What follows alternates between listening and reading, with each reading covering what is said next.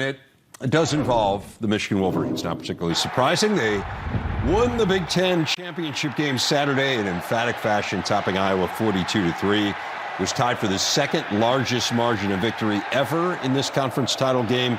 Gave the Wolverines their record 43rd Big Ten crown. Ended the longest title drought in school history at 16 seasons. And so now, for the first time ever, the Wolverines are in the CFP. As we said, they do earn the 2 seed. They'll face third-seeded Georgia on New Year's Eve in Miami. Alabama gets the 1 seed after throttling the previously unbeaten Bulldogs in the SEC title game. They get Cincinnati, the first ever Group of 5 team to break through and make the CFP. Very excited about that. Nicole's been waiting for this day. My Bearcats. Right. Oh, just taking ownership of them. You had such a fatalistic viewpoint, too. You did. Well, I mean, based on the history of the whole playoff, yes, I did. It would have been fascinating to see what would have happened if Oklahoma State could have scored from the 1-yard line. That was would have been so cool. That one image, the pylon cam of like how close they came, would have been fascinating. You're right, but how weird is it that a Group of 5 team made the playoff and it wasn't controversial? Right. That's what ended up happening. That was what was weirdest about the whole thing. I don't want to take us too far afield, but do you guys think they would have made it had Oklahoma State won? I think so. Yes, by the skin of their teeth. Yeah. Yes, I think so too. I think there was enough of a gap. Like we saw how high Baylor didn't come high enough, right, by winning, and Oklahoma State was still a little bit lower. I think the committee actually did like Cincinnati. They really good defense, and the win over Notre Dame is one of the best wins anyone had. Right, you know? and I mean, there was talk about, like, could Notre Dame even surpass them, even though they didn't do anything, which I found weird because Notre Dame didn't improve their resume by just sitting around watching everyone. So there was always that sort of threshold that Notre Dame wasn't going to cross. But it would have been fascinating. It would have been a really interesting game. It would have been. Notre Dame was harmed by the fact that some of the teams that they play on an annual basis that are usually very good. Right. Stanford and USC just weren't up to snuff. And same thing with everyone in the Big 12, right? With the entire conference being viewed like it was down. So let's talk about this order. There's no question about the 4 teams because of what we were just talking about. I made the case. I believe you could make a strong argument for Michigan as the number 1 team. Nicole, we talked about this a little yesterday. Where do you stand on this? So I think you absolutely could make the case. But the committee ultimately had thought so highly of Georgia all along and had them in that one spot all season long that beating the number 1 was clearly going to carry a lot of weight. And in a similar way, when Michigan beat Ohio State and they were number 2, they replaced them, right? And so they basically did the same thing when Alabama beat Georgia. But it's really splitting hairs because you're like, okay, well, they've got 2 top 10 wins and Michigan's got like 2 top 20. Like they're just slightly better, and that was going to be how they justified it. But do I think that Michigan's been the more consistent team and the more complete team for longer? Yes. So you could have said that. You could have said, like, we believe this is, like, Alabama's clearly got a high ceiling, but they haven't been consistent. But, I think they took the easy route, and it was easier to put Alabama at number 1. Yeah. It seems to me their default setting is kind of just put the Tide at number 1. Or just put the SEC, whatever SEC team it is now, it happens to be Alabama. It's usually Alabama. Usually Alabama. But if you're going to substitute LSU on any given year, whatever it would be. No, I agree with you. I do think to be fair to the committee, though, like at this point to sort of retroactively say, well, maybe Georgia wasn't that great. That may end up. But that's your job. That may end up proving itself to be true. Right. But throughout the entire run of the season, none of us were saying it was crazy to rank Georgia number 1. They have been a force throughout the entire year. We have seen this historic defense that we've all agreed is an amazing defense. Until they played a top 15 team for the first time. Well, sure. And they got throttled. But we can poke a hole in, aside from Cincinnati, I suppose, because they're undefeated, but everyone has a hole that can be poked in their resume. I don't suddenly think because Georgia had a bad showing in the SEC championship game that suddenly they were awful. I think, yes, the competition they faced during the season in the SEC East, like it's kind of, the SEC is right now in a similar situation to the Big Ten, where the West is really good and the other division obviously is not. The Big Ten has the East Division, which right now is far deeper than the West, has the teams at the top that are better than the teams in the opposing division. So Georgia hasn't been tested to the same extent that Alabama has. Okay, I just say...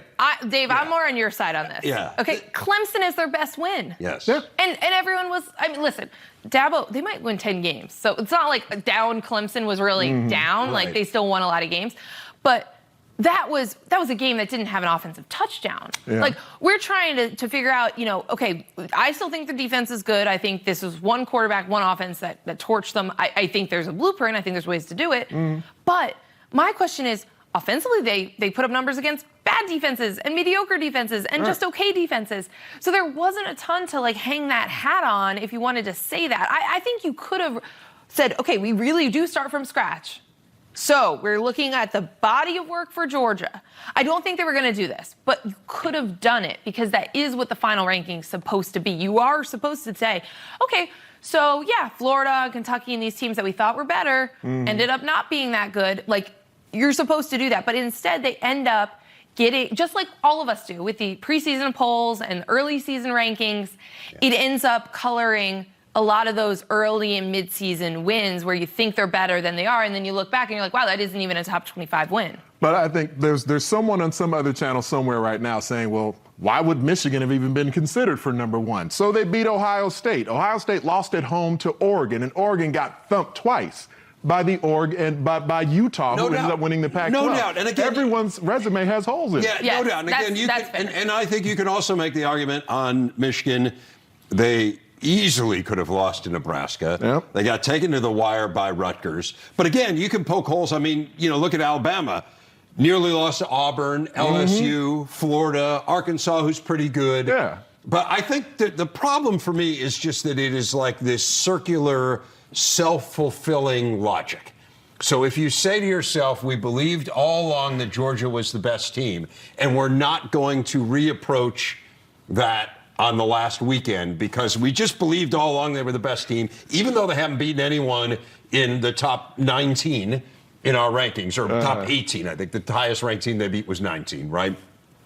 So they haven't beaten any of those teams, but we believed all along they were the best team. And so ergo, because Alabama beat the team that we thought was the best team, it's impossible that we were actually wrong all along and that Georgia wasn't that dominant. Instead, it just means Alabama is so great, despite the fact they had the close games against LSU and Florida and these average to slightly above average teams. I think everything you're saying is fair, but we can't have our cake and eat it too, where I was on board with the committee. For them immediately putting Michigan back ahead of Michigan State, even though Michigan State had recently defeated them, I didn't have a problem with that because they were taking, I know you did, I was watching, I know you had a big problem with it, and I think that's fair. I think it's a fair perception of that, but their job is to take the full body of work into account, not just say that any one game or one result or 1 week means that everything we thought before this no longer matters, or if they're not supposed to project, but that suddenly the team is no longer thinking they can be good, or they may still perform better again afterwards. Here's a question. How much do you guys think the difference is in opponents? So if we're talking about who should have been one, really it's just, okay, they could still play each other in the championship game. That doesn't change. Do you think Cincinnati is a much easier opponent than Georgia? Well, this is my, I guess, big conference bias a little bit. I kind of do. Yeah, okay. So that's where you're saying this hurts Michigan. That is where I think it hurts Michigan a little bit. I mean, again, maybe I'm contradicting myself because I'm saying I'm not sure Georgia is all that good. But now I think they're good. See, he's going circular. He's going, it's a self-fulfilling prophecy. That's not circular, that's contradictory. Okay. I got to go back to my... we got to go back to geometry. I took a logic class. And basic geography about shapes and stuff. I think it's a little bit more challenging matchup. And so for that reason, I do think it matters. So let's dive into the matchup. I guess that gives us a great opportunity. What do we think about Michigan against Georgia? I mean, I think that stylistically, the teams are so similar. They want to do very similar things. Yes. I think that Michigan certainly executes offensively, I think, at a higher level. And both really have interesting little situations at quarterback where, Michigan, Cade McNamara is their definitive starter, but they do rotate J.J. McCarthy in where, who knows, man? Kirby Smart may get to game day and say, I don't know, I just think J.T. Daniels gives us a better opportunity against this defense, and he is the more gifted quarterback, the more talented passer between the two options they have there when he's healthy. So I do think that as physical as both want to be, as great as they've both shown themselves to be on defense throughout much of the season, overall, we could see the quarterback position really be what ends up turning the tide in the game. Yeah, this is how I keep thinking about Georgia and their quarterbacks in the Kirby Smart era, because obviously he's a defensive guy. They've had great defenses, but the quarterback has been the limiting factor for winning national championships, winning SEC titles, like in these Alabama games, that's when we see it, right? And the way he's handled it as well, because I know there's a lot of very angry Georgia fans upset that JT Daniels didn't come back into the starting position over the once he got healthy, but also especially in that game. So to me, I'm super curious to see how Kirby approaches that, but also just if you don't have a championship caliber quarterback, you're going to get eaten alive by this defense. Right. I mean, we've talked about this for weeks with Aidan Hutchinson and David Ojabo. That is exactly the kind of defense you cannot put a quarterback who gets flustered or, has to put the game on their shoulders against, because they're going to be under pressure every single snap. So that, I think, is a really interesting dynamic with a quarterback that I don't think can win a national championship. Now, he's the better scrambler, right? Stetson Bennett is the better of the two in terms of evading the rush and whatnot. But we saw him when he was down, right, against Alabama, and right. This was a game that you were going to have to pass to come back. Is he good enough to bring you back from a deficit? And we had so little statistical evidence to support whether or not he was, and I think we saw, that pick six was like the ultimate backbreaker in that game on Saturday. And Cade McNamara, like part of the reason, earlier in the season, we're like, can they win games if they can't, if they need to be on his shoulders? Well, they did. They have. He is very calm, cool, and collected. And we talked about like the different little things that we've seen them get better at, like the Penn State game. When you go down, is that a game that they would have won in the past? Like, there's a lot that, even if you're saying like maybe he's not the most gifted quarterback of the four in the playoff, but there's a lot to like. I think if you do have to put the game on his shoulders, we have seen him shoulder that and that burden and win games and not make mistakes. I think that has been Cade McNamara's greatest strength, is he has not made many mistakes at all. Yeah, and I love that just the growth, the ascension that we've seen from Michigan offensively throughout the season, that it feels like it's been preparing them for this moment. Because I was talking to you after the Rutgers game where they got shut out in the second half by the Scarlet Knights, and they just kept ramming their head against that brick wall over and over again, even though the run game was being stymied by Rutgers defensively. And I came out of that game like, all right, we're a month into the season now. We've seen Michigan's passing attack make some plays here.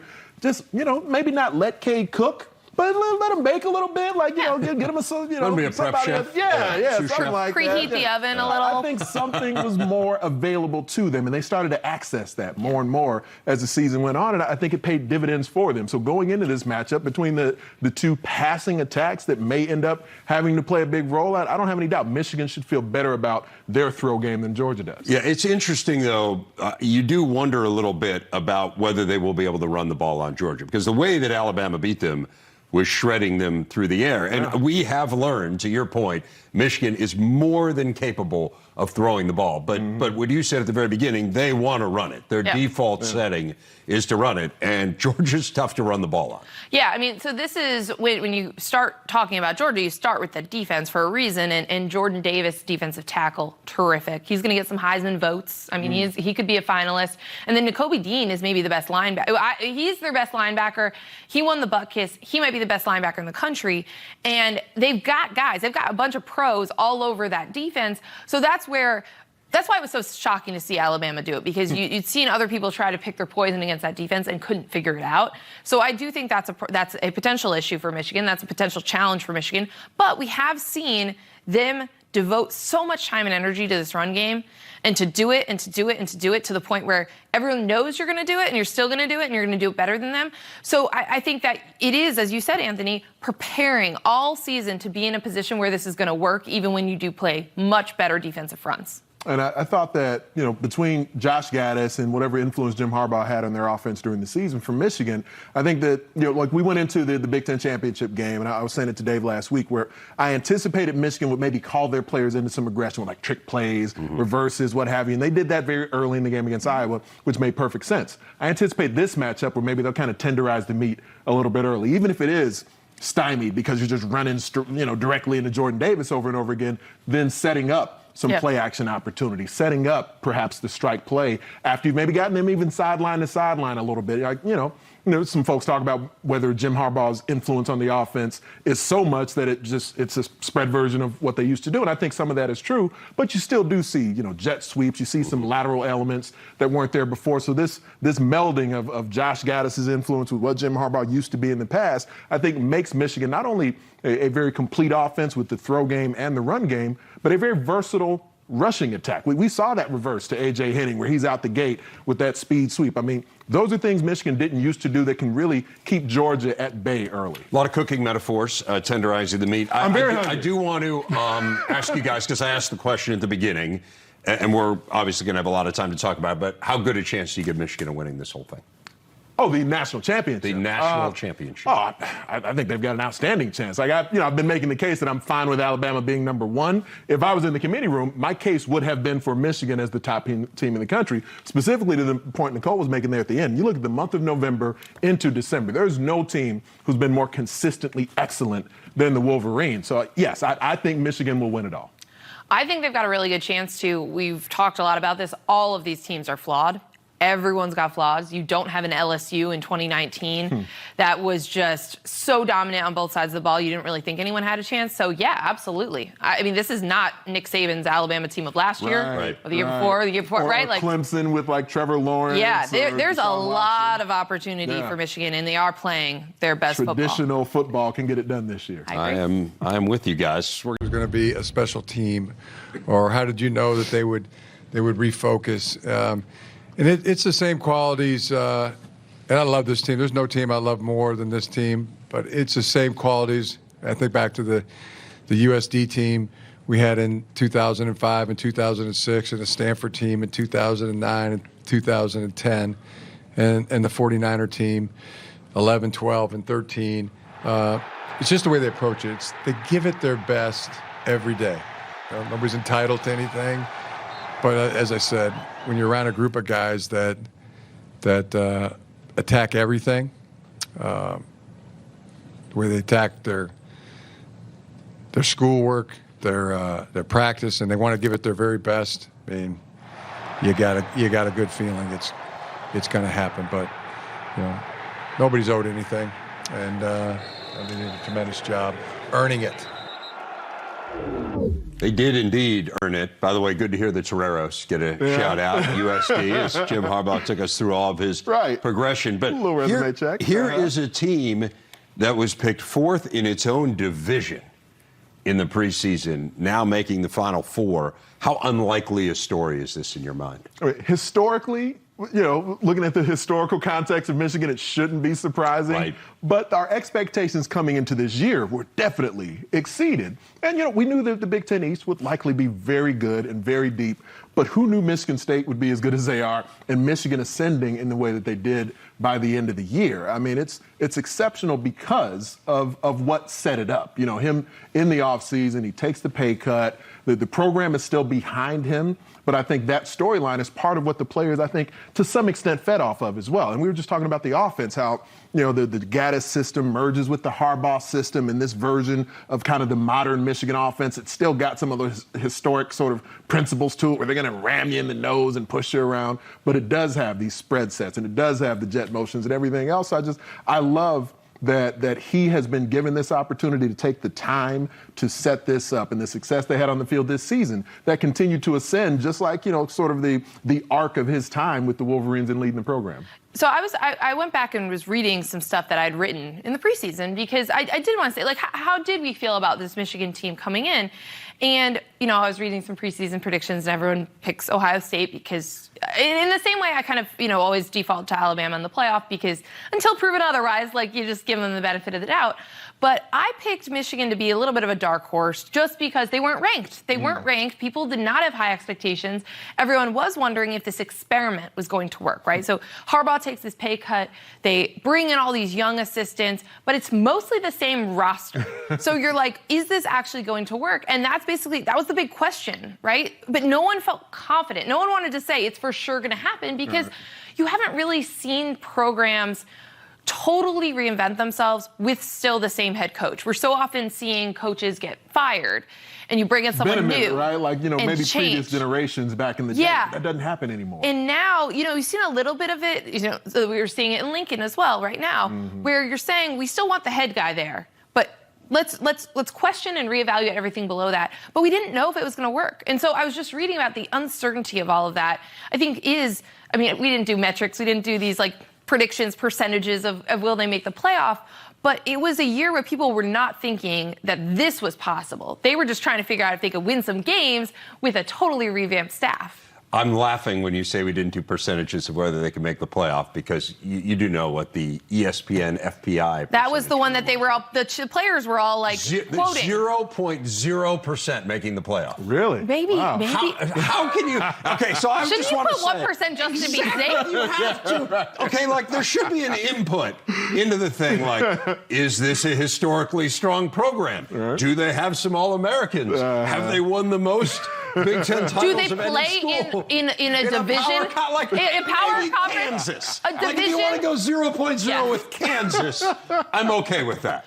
But Michigan 0.0, give yourself a little wiggle room. Playoff teams in their division that if they just beat them, they will make the playoff. Yes, right. I am with you totally. But those were the numbers those players were talking about: 2% to win the East, and all these things. And it was just really funny because one of the people were like, "Oh, we didn't know that this was something that was motivating you." And Cade McNamara was like, "Well, we found out this week, so it's motivated us this week." Motivated me for the last 5 games. Yeah, it's been really important to me since Tuesday. I do hope that. They got to work on those inputs. If you still know anyone back there, I think it's maybe worthy of a phone call. They can use your advice. I know this stuff's hard. I'm not trying to drag them through the mud. And anyway, like I get it. It's really hard. I would not have predicted this either from Michigan, but I just say, like, go 0.1. Just give yourself 0.01. Give yourself a little bit. Legitimate digit in there somewhere. A little bit of it out in all of this. So what does this mean for Harbaugh? So I hope that this situation is going to be used as sort of some sort of an example, maybe a test case that other folks will base some of their coaching decisions off of. I mean, we see all the money getting thrown around at coaches right now. I'm not going to lose any sleep over when a coach loses a job because he's getting his bag anyway. But I do think that for the sustainability of a program, Dave loves it when I use words like bag, new paper and stuff like that. Him and Jerry reading that up last week. And I get ripped for kit and caboodle. Well, it's a little bit. I think that was deserved. That was deserved. But I do think that the sustainability of a program, the patience that an administration can show. Now, maybe the Michigan example, maybe that leads to the Nebraska example, but also both are favorite sons. Both are alums who were great players for those athletic departments. That probably enhances the patience that a fan base, the patience that an athletic director and an administration would have. But in the end, this does seem like something that can work, something that should work if you're willing to allow a coach who you're confident in to figure things out, especially for Harbaugh with his resume, where, as he just reminded us, he has built programs at the collegiate and professional level over and over again. So this is paying off for the Wolverines. Yeah, I think patience is the main takeaway from all of this. And you see the lack of patience in other parts of the country. Today, Miami getting so much money involved to buy out coaches, athletic directors, pay buyouts, to make all of these things happen, and you just throw this money around and you're hoping it's going to work. And I love that in the Big Ten you've seen these 10-year extensions and you've seen people sticking with head coaches and seeing if they can figure it out, but forcing them to reevaluate everything, which is not easy. These are head coaches who do things a certain way. To say you have to overhaul your staff and you have to question how you're doing everything, how you're, the strength and conditioning program, how you're scheduling your day, like all of that stuff is not easy to say, okay, we got it. Like, I'm going to take it on me. We're going to fix it. We're going to figure out what works, what doesn't. Not easy. And so, like, that is what I think is impressive. And you just do not see it in college football right now. That people, yes, it's the favored son. It's your white whale. You're going to stay with them as long as possible because it's really awkward to think about the alternative. But restructuring a contract so that if you win the things that you want to, then you get your money. Everyone should have contracts like that. That's how everything should be built. So all of these things, I think, I don't know if other people are going to follow them because we've seen all the money thrown around and all the coaching changes and the lack of patience everywhere else. But I do think it is a good lesson and refreshing. And, this is, I know we're going to get into this later in the show, but this is a coach of the year. This is a national coach of the year coaching job because of how many things he had to do and revamp to get to this position. You know what it really reminds me of, and it's the same school. It reminds me a little bit of what John Beilein did back in the day when he offensively, he's a brilliant coach, as we know, but their defenses were not very good. And he brought in initially Billy Donlin and then Luke Yaklich. and basically defensive coordinator. Yeah, and basically said, here, you take that part. And I always said, like, for someone who has been as wildly successful as John Beilein was, to look yourself in the mirror and say, okay, I am a great coach, and there's no one in America who would say, I'm not a great coach. But this part of the game, I'm not really good at coaching. And so I am going to sublimate my ego here and just say, okay, I'm going to look for a different way to do this. And I think similarly, I think what Jim Harbaugh did, it's not necessarily one aspect of the game. It was really everything, to your point, but saying, hey, I've been really successful. Yep. I've been to, I've been great going back to USD. I've been to the Super Bowl. I've taken Stanford to the Rose Bowl. I've had great seasons, but something's off here.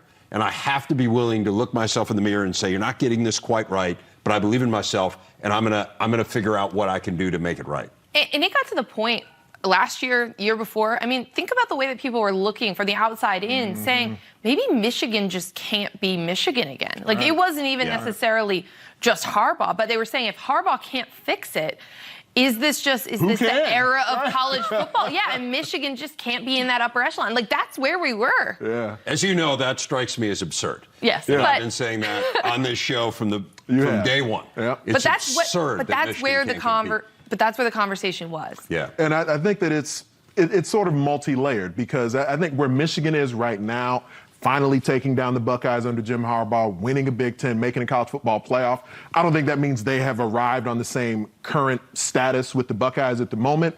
But should they be? Is there any reason Michigan can't achieve that on an annual basis? There isn't. So there should be that expectation. And now you know it, though. Right. Because you logically, to your point, Dave, you should say yes to that they should be able to do it. But now they've shown that they are capable of it. Yeah, and the very best in this business evolve for sustainability. Even former Michigan State coach Nick Saban, he has evolved on the job. In any job, you evolve, right? But can you evolve, and then can you get it right? And I think he had to thread the needle with these hires and did just a fabulous job. Wrapping things up on Big Ten today. Hey, we know her. Oh, that looks familiar. Very familiar. That looks familiar. Nicole on Twitter Saturday night. I don't know if he'll actually get it because people love to vote in weird ways for this, but Jim Harbaugh should be the National Coach of the Year. Make your case. You get more than 280 characters to make your case. We had a whole segment talking about it. I mean, this is someone who had to overhaul their entire staff, question everything the way that he did it, took a roster filled with most of the same players that went 2-6 or 2-4. What did they finish? 2-4. And they just won a Big Ten title, beat Ohio State, built a program the way that he wants to, winning games the way that they want to. We tend to go for like people that had really low expectations, which we did actually for Michigan. But you just don't hear the Michigan and Ohio State coaches get Coach of the Year. So that's where I'm saying like he may not get it because you get it for rebuilds. But this was just a remarkable 1 year turnaround. Right. I mean, I think that I would have zero issue with that. Obviously, what Mel Tucker did in East Lansing deserves that type of acclaim as well. So I would certainly make a case for Mel Tucker. No one's mentioning Kirk Ferentz because of the offense, but then at the same time, that complementary approach of finding a way to win 10 games when your offense, can't get out of first gear. I think there's been some really impressive coaching jobs here. And Jim Harbaugh. Luke Fickell will be the next. Right. Yeah. But no, you can certainly make a case. And depends how people vote. As you said, we spent quite a bit of time on this show already making it. Speaking of votes, Heisman ballots need to be in today. Does Aidan Hutchinson have a chance to make it to New York? I believe he does. I mean, part of it is just you think of a few days ago where no one sort of perceived that the quarterbacks were going to have a shot. And everyone's trying to figure out what defensive player, what specialist can we maybe include in the discussion. So I think he legitimately has a chance. I'll be surprised if he's not at least in New York. Walking onto the stage as a defensive lineman. It seems far-fetched. Until it happens, I won't believe it. Yeah, I'm hoping that there's a bunch of finalists. I hope Kenneth Walker's a finalist, Kenny Pickett. I hope there's 5 or 6 guys because beyond Bryce Young, it's wide open. And I would love to see defensive guys like Hutchinson. I know.